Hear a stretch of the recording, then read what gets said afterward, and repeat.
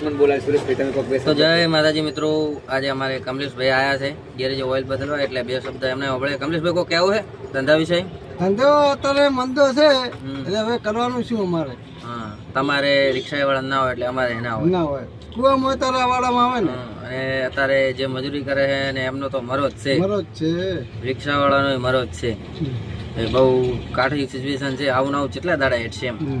આ મંદિરની સીઝન છે, કોઈ રૂપિયા ભાવતા નથી. હવે કરવાનું છે. હવે અમારા સુરેશભાઈની સલાહ લઈ લો. સુરેશભાઈ કોઈ કહો કે બે શબ્દો આમ તાકો ચો હંતાઈ ગયા બસમાં આવો. અહીંયા દેખાઈ રહ્યો છું. હા લાલા ભાઈ બોલો બોલો.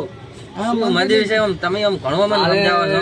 લાલા ભાઈ હાલે એવી સિચ્યુએશન છે કે આવી મંદિરમાં જો 10 વાપરવા અહીંયા પહોંચે વાપરી શકતા નથી. અમારે તો એટલું જ કહેવાનું થાય છે.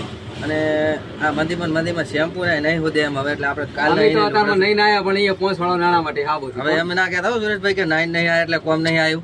ના યાર આવે ના મંદિરના નાવા તો પછી ના સારા લાગે. એના કરતા આવું નહીં રહેવા દો. એટલે કે શું કે તમારે ભેગા ના છે આવે. હા, એટલે શું કે આવે કોઈ કેવું છે વધારે?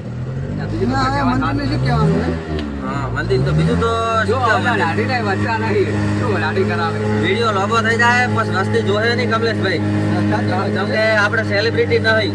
જય હિન્દ જય ભારત. જય માતાજી, જય બાબારી.